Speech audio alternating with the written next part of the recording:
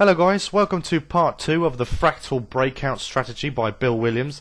I'm Peter from experttrading.co.uk and I'm going to walk you through a few trades and how you would determine a trade setup and which direction to take it. Because a lot of the time with the fractals you might be overwhelmed by the amount of fractal signals you see. A fractal are one of these arrows.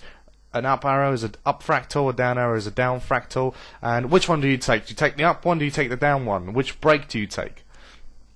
So what we're going to do is we're going to take you through a few trades. So let me show you when not to take a trade. Well, a clear time not to take a trade is when there is a clear downtrend. So what we've got here, if we move over to here, because you can see this, where my mouse is now, this is an up fractal, and it is broken above this red line, the red alligator line. Now, it's been broken, so technically, according to the Bill Williams book, you should enter that trade. You should enter it here. But then it only goes up a little bit and then really plummets down. Now, the way to avoid this is just not to enter the trade. You do not enter a trade which is counter trend. Always trade with the trend. The trend is your friend. You must have heard that. The trend is your friend, but not all the time, okay? In this case, it is your friend. Right, so what we've got is we've got a trend line here. Alright, what constitutes a trend line? It's 3 touches. 1, 2, 3. And then when it breaks this trend line, right, we don't take a trade. We don't take an up trade, we don't take a down trade, we don't take any trades at all. Right? Until another fractal forms below the alligator. So completely below it. The book says when it breaks below the red alligator line, but we say no, we don't want that. Okay, so let's just get rid of this line so you can see more clearly. Right, so what we're going to do is we're going to take this example. So we don't take this fractal, we'll take this one. So when do we take it? Right, so we're in a downtrend.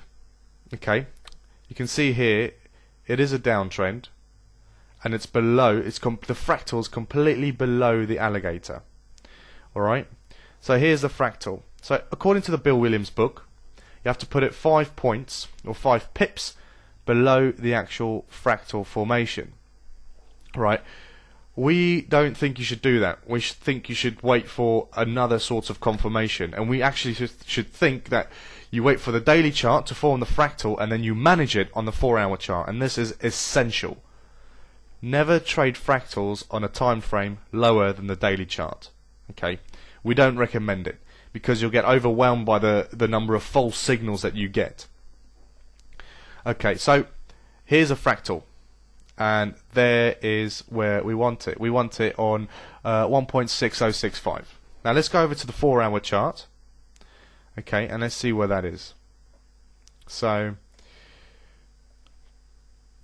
that's back here. Right, so that's over here. Over here, here it is. Right, so this is the fractal we saw. 1.6053, round about that level, 6065. And this is where the fractal is formed. Now the only time, so let's add this here. So this is what we want to enter here, right? So that is the daily fractal, and we manage it on the 4-hour chart. So when it breaks the fractal, which it does, it breaks it on this bar here, where the horizontal line of the cross is. It breaks it on that line. Okay? Now when it breaks it, we don't enter the trade. We wait for the bar to close below the fractal. If it doesn't close below the fractal, we've got no trade, even though it signaled. This would save you a whole load of false signals and false trades. You want to wait till that candle, sorry, not candle, till the bar closes below the fractal. Let's zoom in here and go down to where the fractal is. Right, so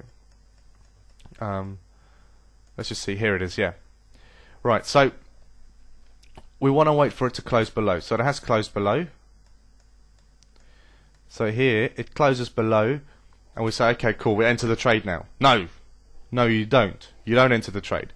So it's closed below, but we want more confirmation than that. What you need is a penetration and then confirmation of momentum. So once this bar closed below, you're going to wait for the next bar to take out the low of this bar.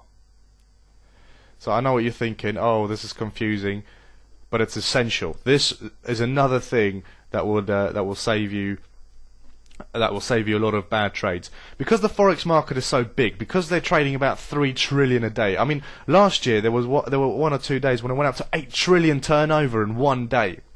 When you get a push for a trend, it's a push of billions and hundreds of billions of dollars into a direction. So you get a lot of false signals. It has to go up like a wave and then come down, right? So therefore you need the confirmation, the penetration, right, and the close below this level, this fractal level, which is from the daily chart. This is the 4-hour chart, remember, because this is where we're managing the trade. And once it closes, you're waiting for the next bar to take out that low. So what you can do is, once the 4-hour chart has closed there, you can actually put a sell order in to go in here. And then what you do is you just wait for it to take out that low. So where do we put our stop loss? General rule that we normally use is put your stop loss at the nearest up fractal. So what we want is, we like to also put it above the alligator. So here's the nearest up fractal and it's above the alligator, so we will put our stop loss here. It's quite a fast stop, but these are long-term trades, so you're looking for a lot of pips. You're looking for about, at least 300-400 pips on these trades. Okay, so then what happens? You go down and it goes down here, forms another down fractal, and then goes back up and forms another up fractal. These couple of up fractals are just completely invalid because it moves down and into consolidation, and it goes up here. So what this offers us is an opportunity to move our stop once this moves down. So what you would do, you'd move your stop loss from up here to down here. It's still above the alligator, and then down here you can add, because this is a down fractal, you can add to your position. You can enter the trade again. So add to your position. And then what we're waiting for is, we're waiting for it to break the low of this new fractal that has been formed. Break the low. It sort of did it on that one. It generally did it on this one and then took it out. So we'll enter the trade down here. Move your stop loss to up here. And then wait for the trade to make its move. And then it goes down to here.